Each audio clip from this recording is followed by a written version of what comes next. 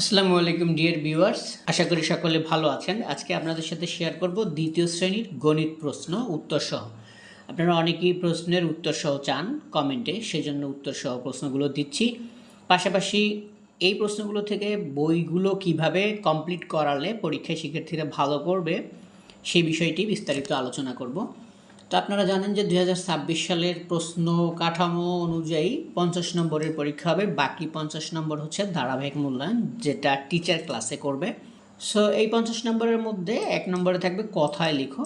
বইয়ের মধ্যে সিলেবাসের মধ্যে যে সংখ্যাগুলো আছে সেই সংখ্যাগুলো সবই কথায় লেখা শেখাবেন। এখানে সিলেবাসটা আপনারা ফেসবুক পেজে পাবেন, কত পৃষ্ঠা পর্যন্ত আছে সেটা যদি না জানেন কমেন্টে জানাবেন।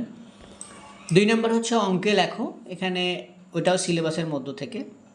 3 নম্বরে থাকবে হচ্ছে এই সংখ্যাটিতে কতটি হাজার, কতটি শতক, কতটি দশক ও কতটি একক আছে, এই ধরনের একটা অঙ্ক, অর্থাৎ স্থানীয় মান শিখতে হবে।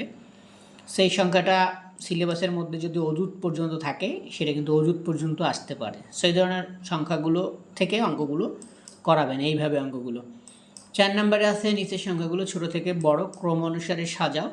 এটা কিন্তু ক্রমানুসারে সাজানোর জন্য বড় ছোট চিনতে হবে, অর্থাৎ ছোট থেকে বড় আসতে পারে অথবা বড় থেকে ছোট আসতে পারে, যেটাই আসুক না কেন সংখ্যা ছোট বড় চিনতে হবে।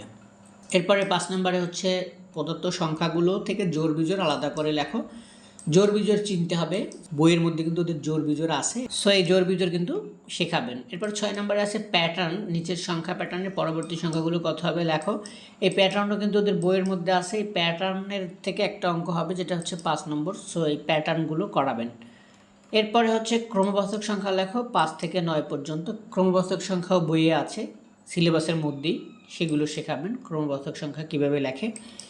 এরপরে 2টা যোগ আসবে, একটা হচ্ছে উপর নিচে যোগ, একটা হচ্ছে সামনাসামনি যোগ, সো এই যোগ শেখাবেন। এরপরে কথার অঙ্কটাও হচ্ছে যোগ, ওদের প্রথম প্রান্তিকে বিয়োগ নাই সিলেবাসের মধ্যে, যেটা দেখলাম। তো এই হচ্ছে কথার অঙ্ক একটা, এটা কিভাবে করবে সেটা দেখাচ্ছি নিচে, উত্তর দেখে নেবেন, কথায় লিখতে হবে কিনা সেটা জানতে পারবেন। এরপরে এখানে নিচের ছবিগুলো দেখে জ্যামিতিক আকৃতির নাম লেখো। এখানে ওদের বইয়ে এটা আছে, এই আকৃতিগুলো কি হবে, যেমন এটা 4 কোণা, এটা গোল আকৃতি, এটা 3 কোণা, এরকম এগুলো সব লিখবে। আরেকটা বিষয় হচ্ছে এবারে কিন্তু বলা আছে শিক্ষক প্রয়োজনে প্রশ্ন কাঠামোতে যৌক্তিক পরিবর্তন করতে পারবেন, সেই জন্য নিচে আরও কিছু অতিরিক্ত প্রশ্ন দেওয়া আছে, এগুলোর উত্তর দেওয়া আছে, আপনারা এগুলো দেখে নেবেন। এখানে যথারীতি কথায় লেখো, অঙ্কে লেখো, বড় থেকে ছোট সাজাও, স্থানীয় মান, এই স্থানীয় মান নির্ণয় করো, এটা কিন্তু উপরে ছিল না। ক্রমবাচক সংখ্যা ছিল, যোগ ছিল, বিয়োগ ছিল না, বিয়োগটা কিন্তু দেখে নেবেন, বিয়োগ যদি আসে সেটা যেন পারে। বেসরকারি স্কুলগুলোর জন্য এগুলো কিন্তু ফলো করতে পারে তারা। এরপরে এই যে মানহাদের পারিবারিক লাইব্রেরিতে কথার অঙ্ক, এটা যোগ, এইটা হচ্ছে বিয়োগ, এখানে এরকম যোগ বিয়োগ আছে। জ্যামিতিক আকৃতি আঁকাও শিখিয়ে রাখবেন, গোলাকৃতি, 3 কোণা, 4 কোণা যদি আসে আঁকা, সেক্ষেত্রে যেন পারে। সো এই হচ্ছে উত্তরগুলো, সেটা হচ্ছে প্রশ্ন কাঠামো অনুযায়ী 1 থেকে 10 পর্যন্তের মধ্যে, যদি কোনোটা আপনাদের প্রয়োজন হয় দেখে নেবেন। এরপর হচ্ছে অতিরিক্ত প্রশ্ন যেগুলো ছিল সেগুলোর উত্তর, এটা স্ক্রিনশট দিয়ে রাখবেন।